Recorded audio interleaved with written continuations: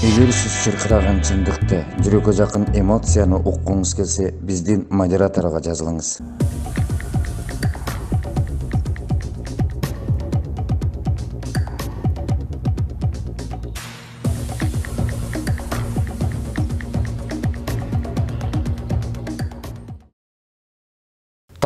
Тарыхый изден башталат. Тарых таржымалган эмес, тажрыйбада алып келет. Бүгүнкү биздин диван аттуу автордук көрсөтүүбүздө тарых жөнүндө сөз болмокчубуз. Ал эми бүгүнкү биздин диванда Кыргыз Республикасынын Илимдер Академиясынын корреспондент мүчөсү, тарых илимдеринин доктору, профессор Өскөн Осмонов агайыбыз болмокчу.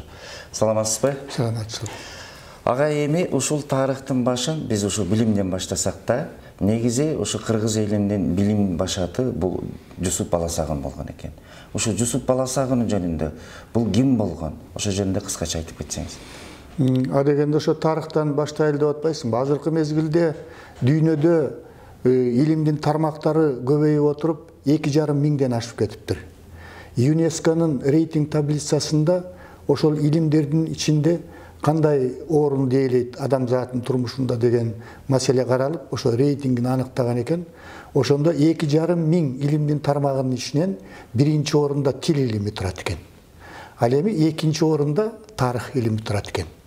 Демек, бул айтылып жүрөт, бул тил деген бул илимдердин энеси, тарых деген бул илимдердин атасы деп коет.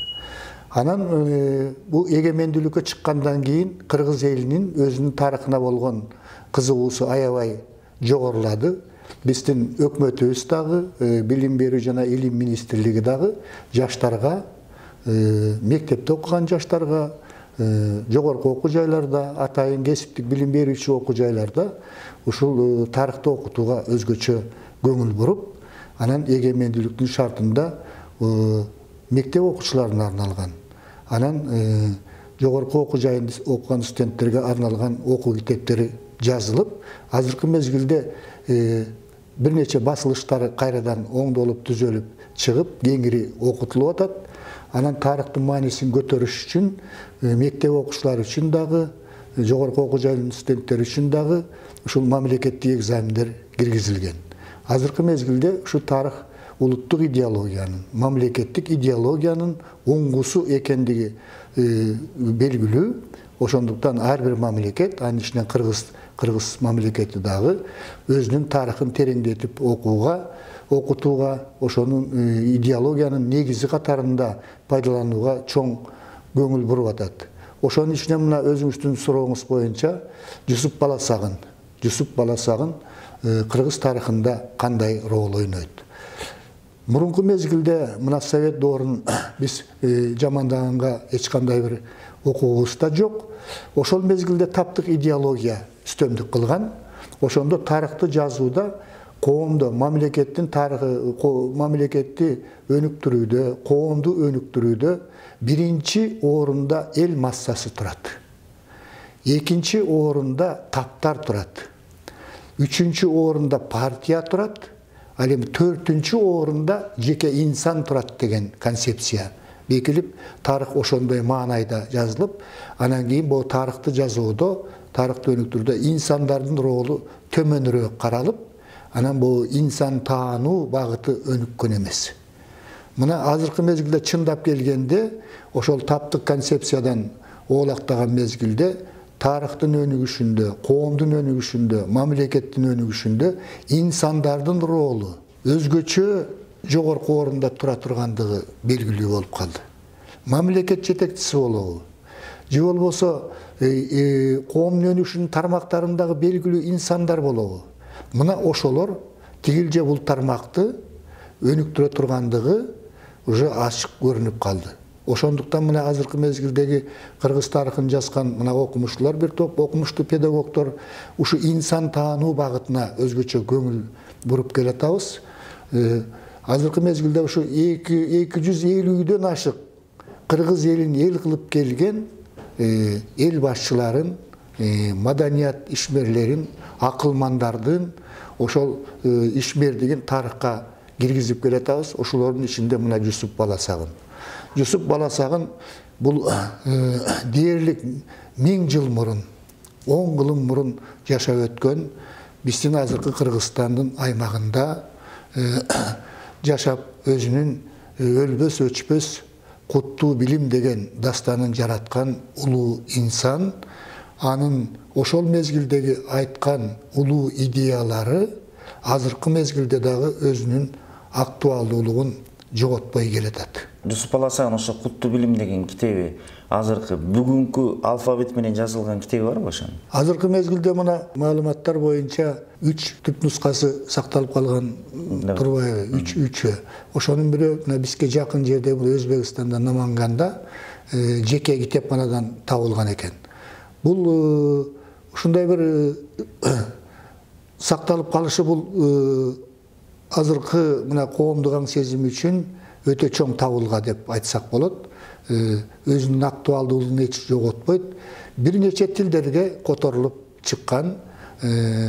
Ошол экенин ичинен мына азыркы кыргыз тилине Козубеков деген агайыбыз кыргыз тилине которгон. Мен ал киши менен бир топ жолу жолугушуп сүйлөштүм. Анын өзүнүн китеби да бар. Төлөгөн Козубеков деген агай. Ошол айтып атат, ошол орто кылымдагы 11-кылымда жазылган түп нускадан которгондо кыргыз тилине эң жакын экен дейт. Түрк тилдеринин ичинен салыштырып карап көрсөм, түрк тилдүү элдердин тилдерине салыштырып көрсөм, эң эле жакыны бул азыркы кыргыз тили экен. Ошондон 11-кылымда жазылган тексттен бияка азыркы кыргыз тилине которуу мен үчүн эч кандай кыйынчылык болгон жок. Демек биз эч тартынбай эле ошол 11-кылымдагы кыргыз тилинде жазылган дастан деп айтсак болот деген бүтүмгө келген. Эми ошол кезде, ошол 10 кылым мурун, мисалы бүгүнкү кыргыз, казак, кыпчак, ошондой эле түрк тилдери, өзбек, казак тилдеринин баары биригип бир тил болгон экен да. Ооба.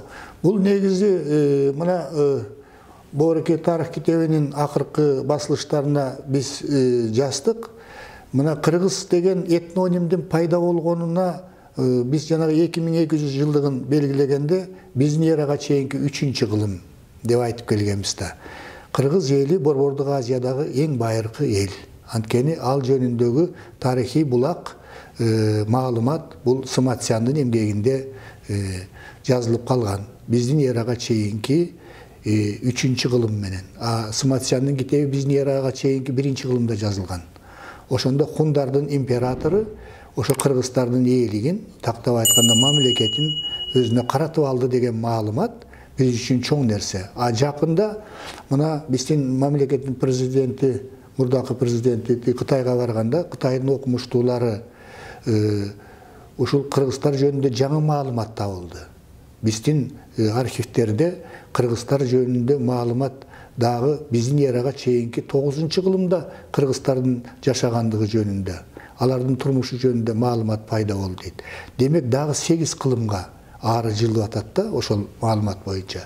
Ю Тайшан деген Кытайдын тарыхчысы бар, азыркы мезгилде жашап аткан. Мына ошол Кытайдын архивтерин аңтарып отуруп ошондой маалымат тапкан экен. Демек, кыргыздардын тарыхы, мамлекеттүүлүгүнүн тарыхы 2200 жыл деп жүрсөк, эми азыр 3000 жылга ары жылып атпайбы? Түрк деген этноним бул 6-кылымдын ортосунда гана пайда болгон, ошол Кытайдын булактарында. Ошол канчалык изилдеген менен андан ары түрк деген этноним табылбай атат. Анан биз тарыхчылар отурган эмедебиз. Эмне үчүн азыркы мезгилде боореке түбү бир элдердин баарын тең түрк тилдүү элдер деп атап алганбыз.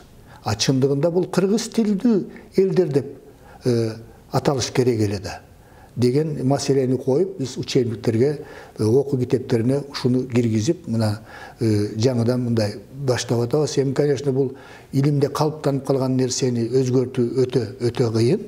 Бирок биз өзүбүздүн элибиз билиш керек. Биз түрк аттуу элдердин ичинен эң байыркысы кыргыздар. Кыргыз тектүү элдер деп аташ керек. Кыргыз тилдүү элдер деп атаса, ошондо өзүнүн ордун тапмак. Чындыгында эле ошол Жусуп Баласагындын жанагы китептеринде ошол кыргыз тилине өтө жакын болуп, кыргыз тили көп белгилегендиктен түрк казактар деле ушул кыргыз тилинен чыккан эл экенин тастыктап турат экен да. Ооба. ооба түгү мына ошол мезгилде чоң империя түскөн биздин эрага чейинки экинчи кылым биздин эранын экинчи кылымында 4 кылым ушу абдан күчтүү болуп жашап турган мына хундардын империясы мына азыркы мезгилде окумуштуулар лингвисттер тактап атат булар да түрк тилинде сүйлөгөн байыркы түрк тилинде болбосо байыркы кыргыз тилинде сүйлөгөн ага чейин жашап өткөн биздин эрага чейинки 8-3 кылымдарда жашап өткөн сактардын уруу бирикмеси деген Борбордук Азияны бүтүндөй ээлеп турган буларда такталып атат. Ошо сактар сак деген терминдин өзү дагы кыргыз тилинде болуп атпайбы? Сак деген бул өзү ата салтын сактагының, сак болгунуң деген сөздөн чыгат экен да. Сак бол, ата бабанын салтын, каада салтын бекем сакта дегенден чыккан деген ушу түшүнүктү биз окуу китептерине киргиздик. Ошондой эле ошол тарыхта Караханды мамлекети ошол жерде эле. Мисалы ошол Караханды Ташкент, бул жагын эле Борбору баласагын болгон дейт. Ошондо Борбору ошол башкача айтканда Орто Азия болобу, же болбосо андан нары түрк мамлекетине өтүп кетеби? Борбору Токмок шаары болгон экен да. Бүгүнкү менен айтканда. Ооба. Бул өзү түрк доору деп атпайсызбы? Түрк доору бул 6-кылымдын ортосунан башталып, анан 12-кылымга чейин созулат. Түрктөр адегенде мунун мамлекет негиздөөчүсү Бумын деген адам болгон экен. Алтайда жашаган, кичинекей гана мамлекет болгон. Ошол Бумын негиздеген мына түрк деген сөздүн өзү дагы кээ бир окумуштуулар түрк анан кыргыз деген бул өзү синоним деп эсептешет. Бир эле элдин, бир эле тилдеги, бир эле маданияты бар элдин эки аталышы. Кыргыздардын аристократтары, башкаруучулары өздөрүн түрк деп атаган. Түрк деген сөз бул жанагы орусча турганда апора, түркүк деген сөз. Буларда күчтүү идеология болгон. Мына элде айтылып коет го, дүйнөгө түркүк болгон эч ким жок деп коет. Анан боолеке кыргыздар ошол жанагы аристократтар, башкаруучулар ошондой жок деп атса, биз дүйнөнүн түркүбүз деп чыкканда улуу идеология. Асман менен жердин түркүбү бизбиз. Эгерде биз болбосок, анда асман жерге түшүп, алаамат болуп кетет деген улуу идеология. Эң чоң идеология болгон үчүн, анан ошол идеологияга таянып өздөрүн түркүкбүз, асман жердин түркүбүз деп атагандыгы үчүн, анан күчтүү идеология болгон жерде баягы мамлекет өнүгөт экенде, экономикасы дагы, саясий көз карашы дагы өнүгөт экен, маданияты да өнүгөт экен. Анан ошо коңшу уруулардын баарын багындыра баштайт. Багындырып жүрүп отуруп, кыска мезгилде эле ушул Евразиялык чоң империяга айланып атпайбы? Кореядан тиги чыгыш Рим империясына чейинки жерди басып алып атат.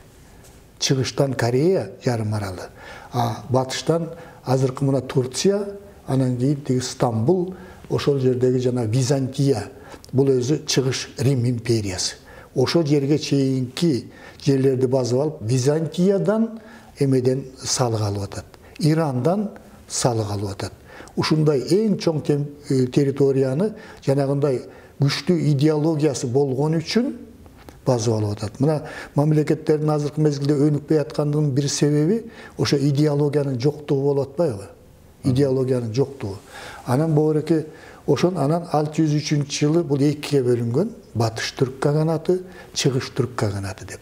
Анан ошол мезгилден баштап эле мына батыш түрк каганаты мына Кыргызстандын, анан бул Жети суу Казакстандын бул батыш бөлүгүн ээлеген да, тиги эмеге Византияга. Ошонун борбору боореке Токмоктун тегерегинде болгон Суяб деген шаар. Анан Суябтан кийин тиги түрк мамлекеттери бир нече жана батыш түрк, чыгыш түрк, Түргөш кагандыгы, анан Карлук кагандыгы, анан кийин Карлук кагандыгынын уландысы, анан боореке Караханиттер мамлекети болот. Ошолордун баарынын борбору мына чүйөрөндө болгон. Демек боореке ошол түрк кагандыгы доору сүрүп турган мезгилде Чүй региону ушул эме болгон экен да, стратегиялык орунду ээлеп турган борборду. Ошондуктан борбор ушул жерде болгон. Жана мен санап өткөн түрк мамлекеттеринин баарынын борбору ушул батыш жагында борбор ушул чүйөрөндө адегенде суяп, андан кийин тиги Баласагын шаары болгон. Анан жанагы эки маданият болуп атпайбы? Түрк элдери башынан бери эле тиги өзүнүн диний ишенимди коруп, анан кийинчерээк жана теңирчилик менен калыптанган. Ушу теңирчиликтин баалуулуктары анан 8-кылымдан баштап ислам келгенде, анан Караханиттер мамлекетинде ислам дини мамлекеттик дин болуп жарыяланып, ореке 840-жылдан баштап 860-жылдар 9-кылымдын ортосунда анан эки маданият жуурулушуп, анан ушу Баласагын менен Кашкар ушул маданияттын, илим билимдин борбору болуп калып атат. Анан ошол жерден Жусуп Баласагындын чыгышынындагы мындай жөнү бар да. Ушундай улуу адамдын чыгышын. Мен да бир нерсеге өчүрдүм да, ошол түрктөрдүн сүйлөшүп аткан сөздөрүн көрсөк, эгерде сен кыргыз элинин түпкү нускалы тилин жакшы билсең, түрк тилин жөн эле сүйлөп кетесиң. Ооба. Анан да бир нерсе, мынакей ушул тилден, ушул биздин ата-бабаларыбыздын тилинен келаткан тилинен сактап калсаң, көбүнчө идеологияны сактап калгыдайсың. Мисалы, кээде кабагың бүркүрүп, кичине ошол жакшы болбой атсаң, жүрөгүңдү көтөртүп алчу дейт. То есть дух байлап алчу деген сөз экен бир четинен. Анан да бир нерсе кыргыз элинде гана айтылат экен да, кыргыз элинде. Адам деген сөз. Бул эмнеден келип чыккан? Баягы адамдын жаралуусу дейт. Бирок адам деген сөз мына кыргыз эли гана ошо адам айтат. Адам дегенен балким бул сөздүн түбү ошол жанагы диндерде айтылгандай эле жаралганда биринчи Кудай жараткан адам деп атпайбы? Адам ата биринчи жаралган. Адам ата биринчи пайгамбар болгон. Диний көз караш менен алганда Кудай адамды бейиш үчүн жараткан. Бирок ал жанагындай күнөө кылып койгондугу үчүн өзүңдүн күнөөңдөн арылып келгиниң деп, анан жерге түшүрүп, анан жерде убактылуу жашоо, адам сыноодон өтүп атат деп атпайбы? Кайра бейишке барабы, же барбайбы? Же күнөөлөрү көбөйүп кетсе тозокко түшөбү деп, мына кыргыздарда чын дүнүйө, анан жалган дүнүйө деп атпайбы? Ошол адамды ошол Кудай жараткан, ошондон эле диндердин баарында тең эле адам ата биринчи орунда турат. Ошону кыргыз эл сактап адам деп атап калса керек. Адам ата деп. Дагы бир нерсе, Жусуп Баласагындын жанагы ошондой эле 4 нерсени айтып тур, 4 баалуулукту. Негизи адам баласында, адам жашоосунда 4 баалуулукту баалаш керек. Бул өзү мына бизде кыргызча которгондо куттуу билим деп которулуп атат. Орусча которгондо благодатное знание. Благодатное знание деп которулуп жүрөт. А түп нускада кутадгуу билик деп которулат да, байыркы түрк, байыркы кыргыз тилинде. Эгерде муну сөзмө сөз которгондо бул кутадгуу дегенде кут аттуу билик деген бийлик. Кут аттуу бийлик. Бул өзү негизинен мындай жакшылап окуп көрсө, бул өзү бийликтеги адамдар үчүн жазылган эмгек да.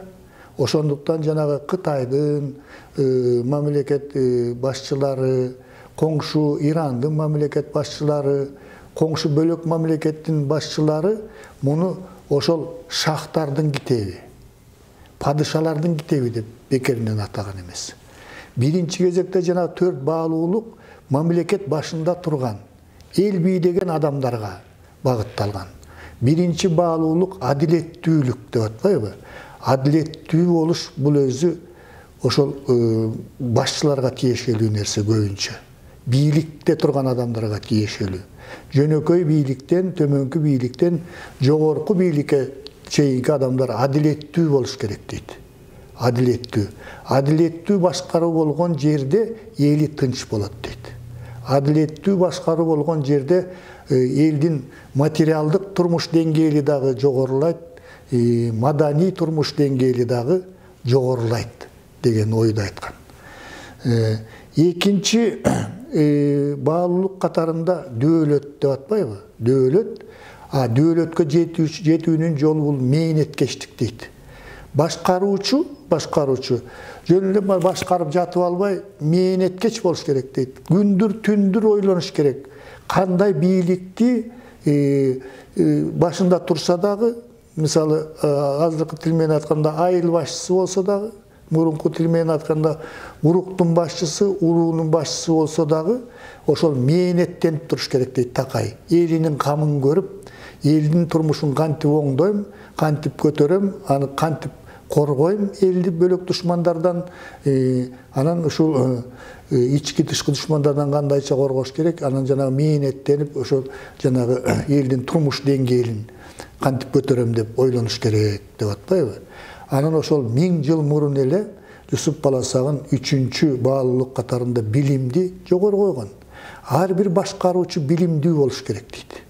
Ар бир кичинекей элди башкарабы, кичинекей топту башкарабы же мамлекетти башкарабы, билимдүү болбосо ал мамлекетти башкара албайт. Ошон үчүн билимге өзгөчө көңүл бурган. Ошол аркылуу биринчи кезекте башкаруучу билимдүү болсун дейт. Андан кийин ошол билимин элге таратсын. Элдин билимин көтөрүүгө көп көңүл бурсун деген мына бул 3-чү чоң баалуулук. Эч убакта актуалдуулугун жоготпойт. Анан 4-чүсү деле ошол башкаруучуларга карата айтылган каниет кылуу, нысаптуу болуу деген. Нысаптуу болуу. Бийликте турган адам каниет болбосо, элдин байлыгын өзүнө ыйгарып алат экен да.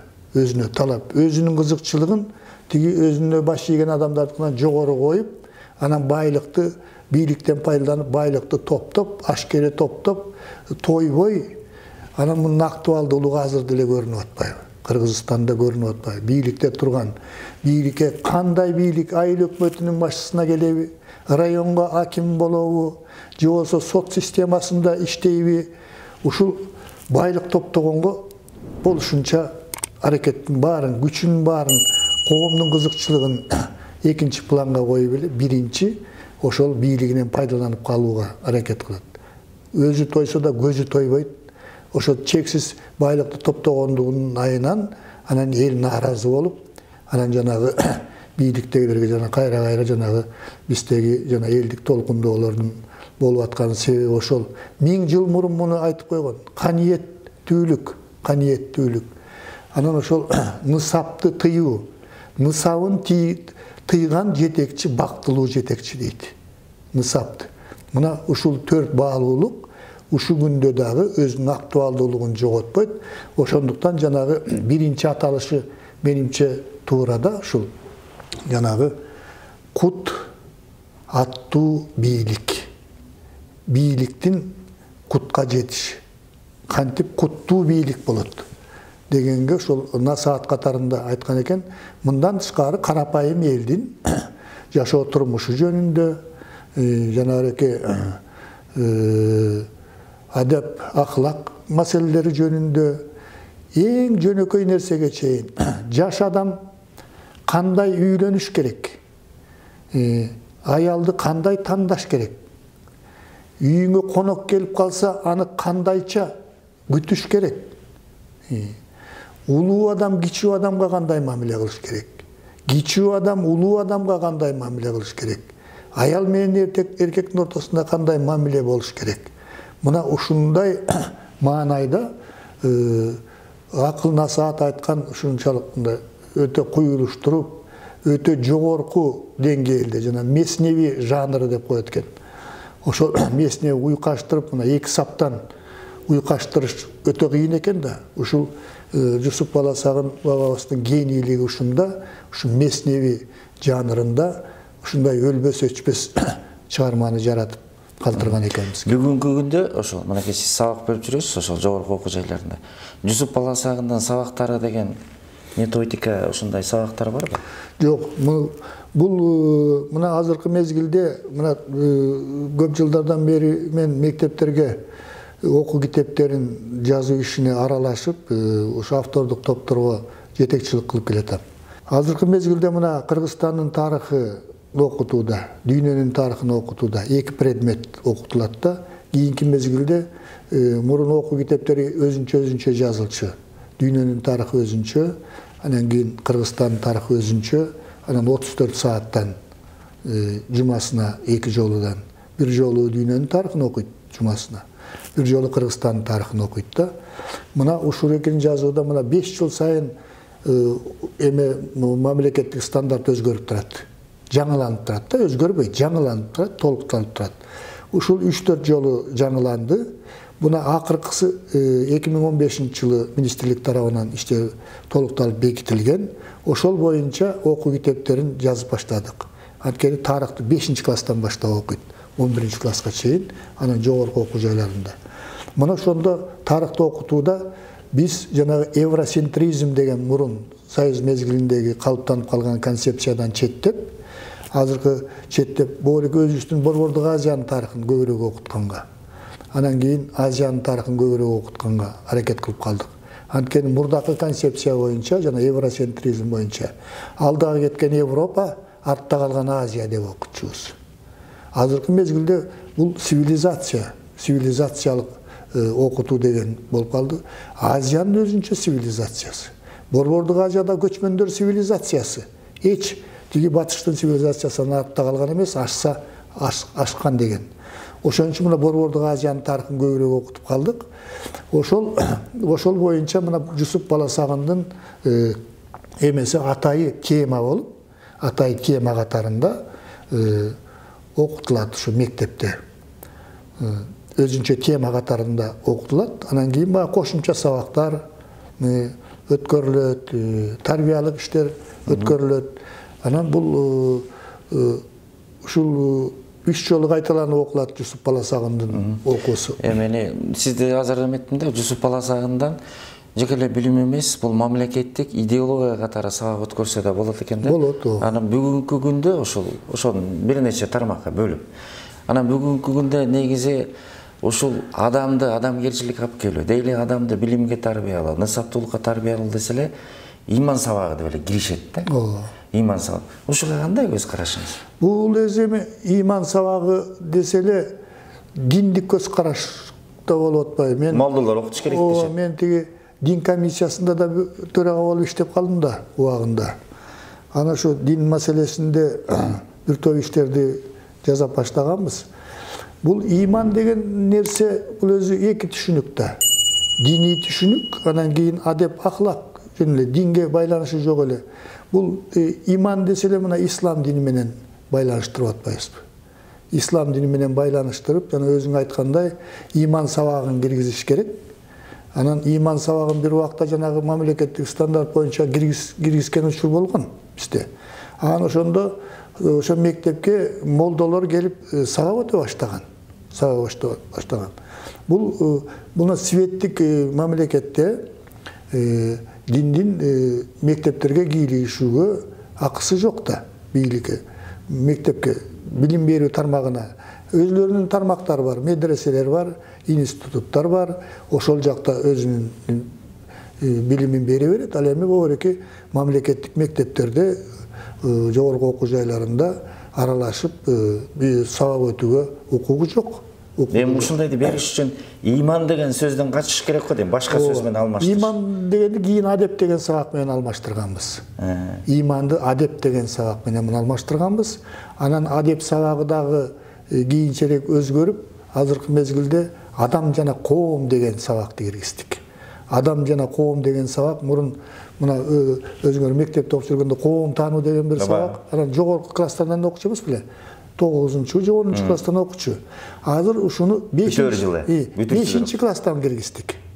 Мына биз мен, анан тиги Шайыр Керимова мектепте көп жыл иштеген тажрыйбасы бар. Мектепте көп жыл иштеди, 20 жыл иштеп калды го дейм. Азыр деле иштеп атат Өскөн Саалаев деген мугалимдер 5-6 класс үчүн ушул жаңы программа, жаңы стандарт боюнча адам жана коом деген китептерди жаздык. Мына ошондо адам коомдо кандай жашаш керек? Балдардын жаш өзгөчөлүгүнө жараша 5-класстын баласы коомдо кандай жашаш керек деген ушул 34 сааттык берилет. Ушинтип отуруп 11-класска чейин кетет. Ошондо ар бир адам ушул динге кандай мамиле кылыш керек деген ошол маселелер бар да. Үй бүлөдө кандай мамиле кылыш керек бала?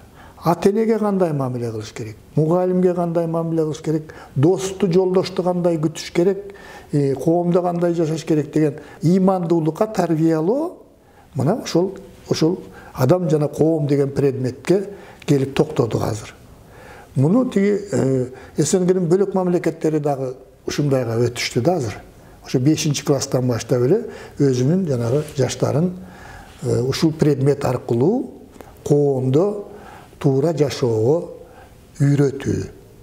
Мына ушул багыттагы предмет киргизилип кетип атат, бирок каражаттын жетишсиздигинен кийинки класстар үчүн жазылып калган китептер чыкпай атат да азыр. Ушул жагынан, каражат жагынан жетишсиздик болуп атат. Ушул атак жакшы программалар жакшы эле. Биздин убактыбыз да чектелүү экен. Жусуп Баласагын жана жакшы нерселерди алдык. Бирок азыр көп идеяларды да берип койдуңуз бизге. Ушул жекеле ушул телевидение аркылуу, социалдык байланыштар аркылуу биз байланышты үзбөй, ошо Жусуп Баласагын болобу, Манас эпосу болобу, Айтматов болобу, кандай ааламдык болсо биз берип турушубуз керек экен. Албетте. Ушундай бир жакшы нерсени айткансыз. Анан негизи дагы бир нерсени көтөрдүңүз да, мына бүгүнкү күндө өлкө башчылары жөнүндө, ошо бийлик жөнүндө дагы Жусуп Баласагын жанагы адилеттүүлүк, билим, мээнеткечтик жөнүндө, нысаптуулук, каниеттүүлүк боюнча жакшы сөздөрдү айтып кеттир. А бирок чындыгында ошо сиздин айтканыңыз, ушул Жусуп Баласагындын айткан сөздөрүнөн, ошонун ошол элге болгон байланыштары жөнүндө айтканыңыздан мен бир нерсеге токтолдум да, биздин өлкө башчылары мугалим болбой атыптыр да. Педагогтук жактыгы болбой атыптыр да. Ооба, билимдүүлүк. Билимдүүлүк болгон, мисалы биз биринчи президентибиз аябай билимдүү, анан жанагы дүйнөгө таанылган чоң окумуштуу да, билим. А ушул жана биз санаган касиеттер комплекстүү болуш керек турбайбы? Ошол менен катар эле билим менен катар эле эгерде нысаптуулук болбосо, анда дагы чоң кемчилик болот экен. Анан адилеттүүлүк болбосо, билими тетиякта жогору болгон менен адилеттүүлүк болбосо, бу дагы элдин нааразычылыгына алып келет экен. Бардыгын каниеттиксиздик бузат экен да. Ошол нысапсыздык бузат. Нысапсыздык бузуп коет. Билимди дагы бузуп кетет экен. Билимдүү кишини да бузуп коет экен. Ошондуктан жана дөөлөт деп атпайбы, дөөлөт деген мээнет менен жетет экен дөөлөткө. Бирок ошол дөөлөттү дагы берки 3 касиет коштоп жүрбөсө, анда да бузулуп калат экен. Ар бир мына мамлекет жетекчиси жана бекеринен шахтардын китеби деп Ирандын шахы ушул китепти алганда баа берип атат. Тиги Буура Карахан, Карахандар мамлекетинин башчысына алып барып бергенде, ошол тиги Ак сарайдагы дворецтеги эң чоң должность хас-хаджип деген титулду Карахандар мамлекетинин Буурахан Жусуп Баласагын кыйгарып атпайбы? А хас-хаджип деген ошол жана чет өлкөлүк мамлекеттер менен иштей турган, ошол дипломатиялык мамилелерди түзө турган чоң должность экен да, тышкы иштер. Ошону берип атат. Анан Кытайдын жанагы кыжылдаган миллиондогон Кытайдын башчылары дагы Чин, анан Мачин мамлекеттери дагы ушул тиги императорлордун китеби деп баалап атпайбы? Башкаруучулардын китеби. Мына азыркы тиги мамлекет башчыбызга дагы ушуну сунушташыбыз керек. Баштан аяк куттуу билимди алып туруп окуш керек. Дагы анан жана 4 баалуулукту катары менен алып комплекстүү алып жүрүш керек. Мен бир акыркы суроо берип алайын сизге. Негизи түрк тилди эл дебей, кыргыз тектүү элдер дешибиз керек экен. Ооба. Анан мен мындай бир суроо берем да. Ушуну экономикага, дагы эле ошол нысапсыздыкка, акчага байланыштырып эле ушул биздин тарыхыбызды саткан адамдар да болгон экен да. Тарыхты саткан адам бул ата-бабалардын күмбөзүн сатканга барабарбы? Конечно, тарыхты эч убакта сатпаш керек. Тарыхты колдон келишинче такташ керек. Тарыхты колдон келишинче өнүктүрүш керек. Мына бизде жана жазуу эстеликтерибиздин жок болуп калгандыгына байланыштуу эми объективдүү, субъективдүү себептер бар экен. Жазуу маданиятынын өнүкпөй калгандыгына ошого байланыштуу биздин жанагы кылымдарды карыткан тарыхыбыз аксап келатат да. Бул тарыхтын эле бир азыркы биздин жазган жанагы томдоп жазган китептерибиз кыргыз тарыхынын бир 10-15% деп айтсак болот. Рахмат. биздин диванга келип сүйлөп бергениңизге чоң рахмат. Мына сиз 1000 жылкы мурунку окуяны, 10 кылым мурунку окуяны айтып атып, сиз бүгүнкү күнгө жаңы идеяларды бердиңиз, түшүнгөн адамга, билимдүү адамга. Рахмат келип бергениңизге. Силерге рахмат. Урматтуу көрөрмандар, угармандар, сиздер менен Диван аттуу авторду көрсөтүүсү болду. Аны мен Куттумидин Базаркулов алып бардым. Ал эми биздин диванда Кыргыз Республикасынын Илимдер Академиясынын корреспондент мүчөсү, тарых илимдеринин доктору, профессор Өскөн Осмонов агайыбыз болду. Саламатта калыңыздар.